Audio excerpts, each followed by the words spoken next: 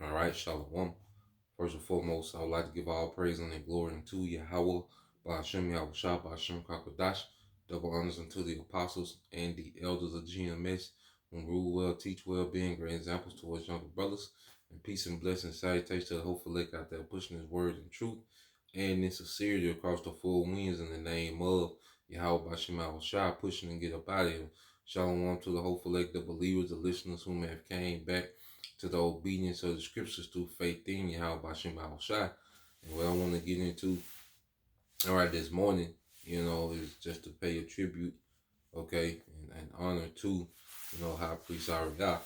Now, we, especially as younger brothers, okay, we, you know, never met the man, we didn't personally know him, a lot of us brothers, okay, but our apostles and elders, knew him, greatly, and we know of him through them. And not only do we know of him through, you know, their stories that they tell us, but his labors in which, we've benefited from as a body, you know.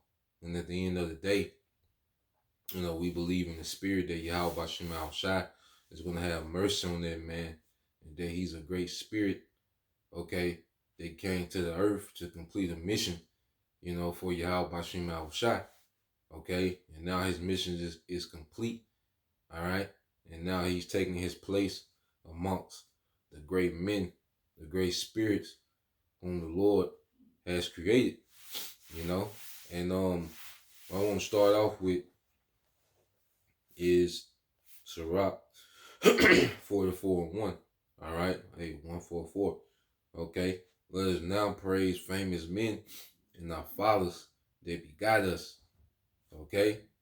And one thing about the scriptures is we read and we see the customs of our forefathers. There was a high reverence for particular men, for the forefathers, for the men that labored. Okay. And it said, let us praise men and our fathers that begot us, man, because these men begot us in the spirit. High Priest Ariah, okay, he played a part in grooming our apostles and elders. He begot those men, and those men begot us, man. We're receiving the benefits of other men's labors. We've entered other men's labors, and we have to reverence that. And that should take away pride, Jake. Learn a few precepts, get called the elder on the comment board and go crazy, man. Get talking sideways and proud, but like, nah, man, like the Lord, brought us into something that was established, man. As younger brothers, we was brought into something that was established, man. Okay? That's why there's a particular way, there's a particular doctrine that should be taught. And another thing with Jake, like there's a lot of things we can't even speak on. We have no say so in the matter. That's above us, man. That's why. Hey, but that's even in our culture, younger men won't speak on particular matters. Dealing, with elders, man. And we're gonna get that in the scriptures, man. And King David was a perfect example of that, man. Now let's go here, okay? Because he was a man that had the nation in mind as he was laboring. He had the nation in mind as he was laboring. So when you go to Sirach 24 and 33, it says, I will yet pour out doctrine as prophecy and leave it unto all ages, And he was a man that was heavy in the prophecy. Okay, his spirit was heavy in prophecy, and he poured out his doctrine, and it's been left to the ages, all right, after him. We're teaching things that he had the spirit had him to labor for, man. Before Google, okay? Before, we had these devices and information was at our fingertip. Those men had to labor, on a whole nother level, man. Even our apostles and elders, they had to labor with a different, type of tedious and strenuous, process, man. Okay, to put together the doctrine, the Hebrew that we speak, the salutes, the 12 tribes chart, you know, really having to study books and go into history, and the Spirit was dealing with them and toiling. Verse 34 says, "Behold, that I have not labored for myself alone, but for all them that seek wisdom." Because everyone is benefiting off High Priest Ariel's labor. Okay, the labors of his father, High Priest Yahweh, King Masha, all the elders that came before us, the labor we're benefiting. And you go here. Let's get this in Sirach.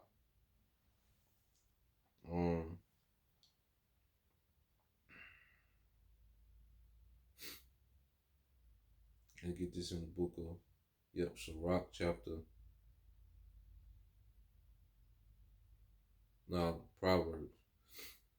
Let's get this in Proverbs 13.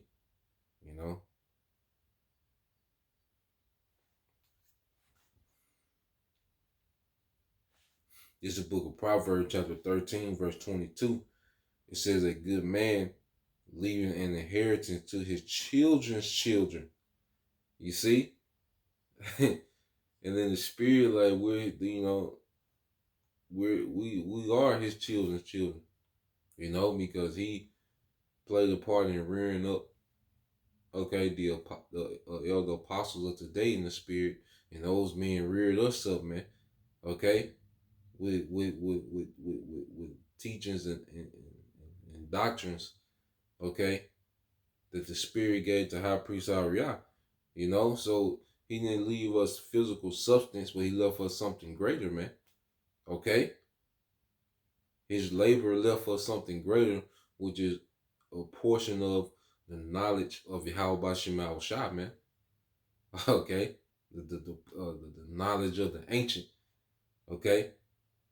This is back in Proverbs 13 and 22. "A good man leaving an inheritance to his children's children, and the wealth of the sinner is laid up for the just."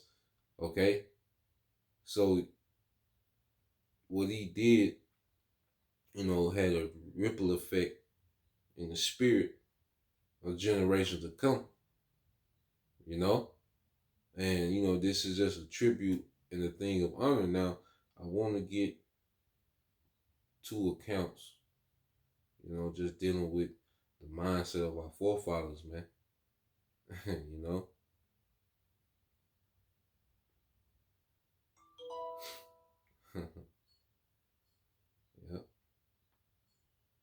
Now I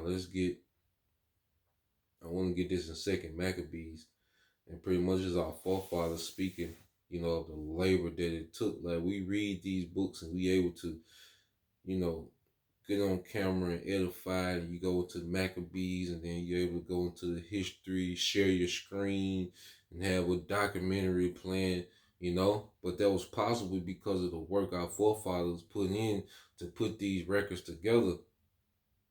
You see, when we have the Bible, it's the labor of our forefathers, and he's going to go into it. It was inspired by Yahweh Shema Shah. It was moved in the spirit, as it says in, let me get that real quick, and then we'll get that. This is, I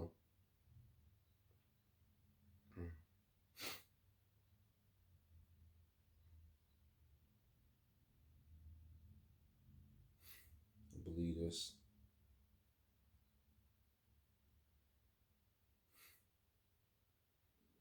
this is 2 Peter 1 and 19. It says, we have also a more sure word of prophecy, whereunto you do well that you take heed, as some unto a light that shineth in the dark place until the day dawn and the day star arise in your hearts. We have a more sure word of prophecy in these times, man. when we fully understand these things, man. And you had particular men that played a major part in us being able to understand these things. The Spirit used those men to do so. Okay, because all glory goes to Yahweh Bashem Al Shai, and we reverence those men that he used and that labored. It says, knowing this first, that no prophecy of the scriptures of any private interpretation. For the prophecy came not in old time by the will of man, but holy men of the Most High spake as they were moved by the Holy Spirit. Okay? And this man was moved, okay, by the Holy Spirit. There's no doubt that this man was moved, okay, by the Holy Spirit. You see? To do the things, okay, that he was doing. Okay?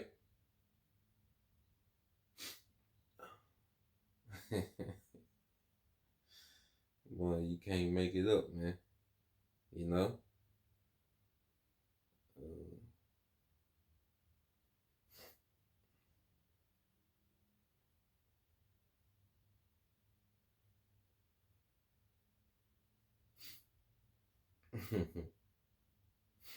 All right.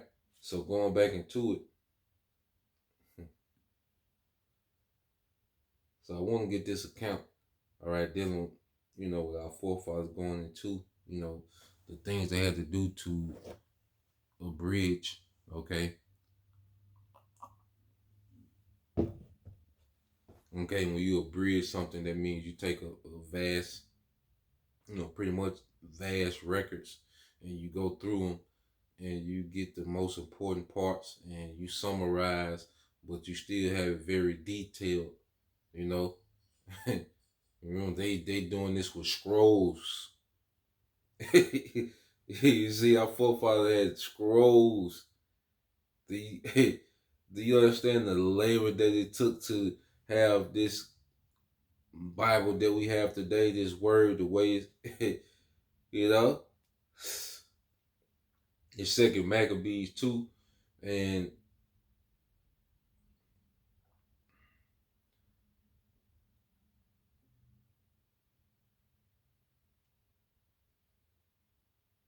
I started at 19. It says, now it's concerning Judas Maccabeus and his brethren in the purification of the great temple and the dedication of the altar and the war against Antiochus Epiphanes and Eupator his son, and the manifest signs that came from heaven unto those that behaved themselves manfully to their honor for Judaism, all right, for Judah, all right.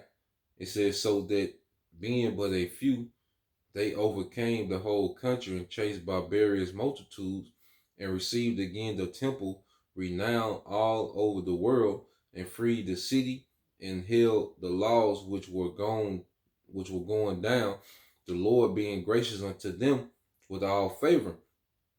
All these things I say, being declared by Jason of Syrian in 5 books, we will essay, okay, to abridge in 1 volume. So it took 5 books, and and these were scrolls, and hey, okay, things had to be rewritten. You see, and it says, for considering the infinite number and the difficulty which they find that desire to look into the narrations of the story for the variety of the matter. So they were like, it was hard to really go into those stories of what happened, during the time of the Maccabees. Okay. It was hard to really go into the story because it was so much, written and recorded. Okay. So they embarked on the labor to abridge it and make it concise. Okay. It says, wherefore, it says, wherefore being careful that they that will read may have delight, and they that are desirous to commit to memory might have ease, and that all into whose hands it comes might have profit. Therefore, to us that have taken upon us this painful labor of abridging, it was not easy, but a matter of sweat and watching, even as it is no ease unto him that prepared a banquet and seeketh the benefit of others, yet for the pleasuring of many, we will undertake gladly this great pain. You see the mindset of our forefathers. You know they compared to like making a buffet. Okay, their mindset was like, well, whoever's gonna come after, they're gonna have a desire, and it's gonna profit them in reading this in the way that we're finna put it together. So we'll gladly undertake this labor, you know, for the sake of those that's gonna be after. Okay, and we don't even know the men name that did this, man. We're gonna know, and you best believe they have great rewards. We don't know all the men that was there laboring in their room, toiling, man. Okay, because it wasn't about being popular or famous, man. Okay, it was about doing what needed to be done.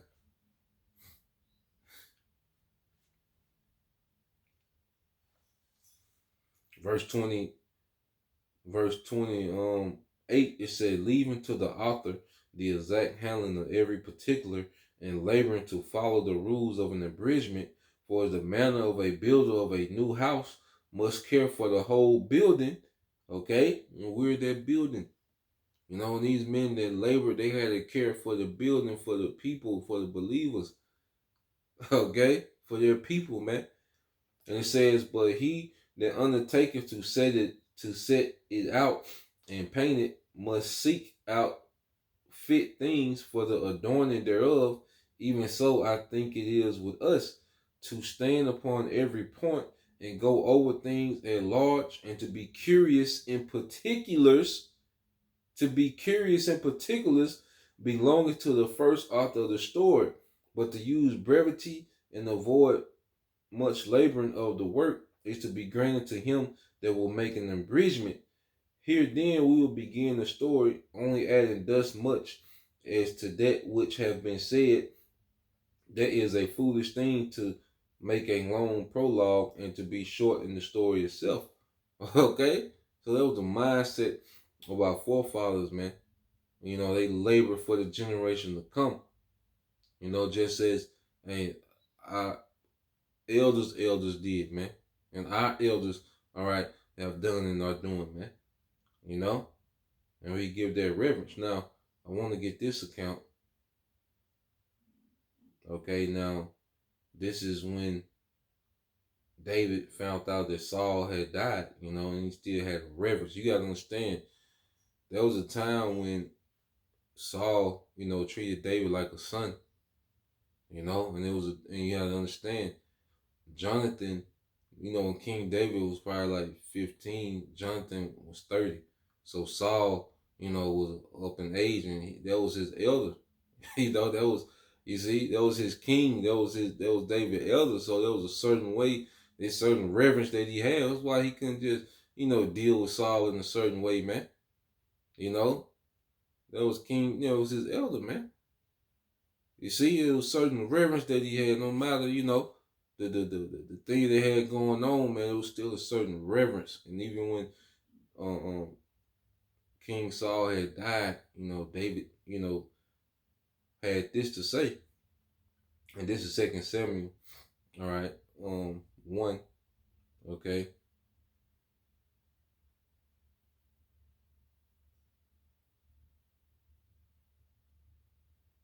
And 17, 2 Samuel 1 and 17 says, and David lamented with this lamentation over Saul and over Jonathan, his son. Also, he bade them teach the children of Judah, all right, the use of the bow. Behold, it is written in the book of Asher. All right, now it says, the beauty of Israel is slain upon the high places. How are the mighty fallen? Tell it not in Gath, publish it not in the streets of Ashkelon. Let the daughters, least the daughters of the Philistines rejoice, least the daughters of the uncircumcised triumph. Ye mountains of Gilboa, let there be no dew, neither let there be rain upon you, nor fields of offerings, for there the shield of mighty men is vilely cast away, the shield of Saul, as though he had not been anointed with oil. From the blood of the slain, from the fat of the mighty, the bow of Jonathan turned not back, and the sword of Saul returned not empty. He's praising, the labor that they put in as warriors, man, for Israel, man. Because Saul, he was a great warrior as well. David was greater through the spirit of Yahweh Shem Shai, but Saul was a great warrior as well. He was putting on, as well. He was a warrior, probably before, David was born. Like he probably was going to war with the Philistines before David was born. Okay? And David is referencing that, man. You see? It says Saul and Jonathan were lowly and pleasant in their lives, and it says in their death they were not divided. They were swifter than eagles. They were stronger than lions. Ye daughters of Israel, weep over Saul, who clothed you in scarlets with other delights, who put on ornaments of gold upon your apparel. Yeah, because when Saul, when you will win war, you will bring back the spoils. So David, like, look, you remember how Saul put on, these ornaments and these, these delights and these different things you enjoy. Saul played a part in it by winning wars, man. Through the spirit of Yahweh Shem Shai. And he went off, okay, he was tripping in old age, and Saul is a different, he's different than the high priest Ariah, because we know the Lord is going to have mercy on high priest Ariah, man. But the mindset that King David had, towards even King Saul. Saul was off and the Lord, wasn't dealing with him. Okay? we understand it's a different, situation. And that's another thing. The Lord gonna have mercy on whom he wanna have mercy, man. He's gonna have mercy on whom he's gonna have mercy, man. And High Priest Ariah, okay, he has a great throne, man.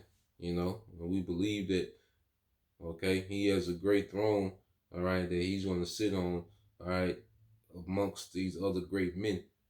Okay, he's gonna take his place, all right, amongst great men of our nation, man. We fully believe that, man. So, Lord will, you was edified. I just want to bring that out. I don't have a lot to say because we didn't, I say y'all, got turbans older than most of us, man. Come on, man. All right, so Lord will, you brothers and you few sisters edified. Till the next time I say shalom.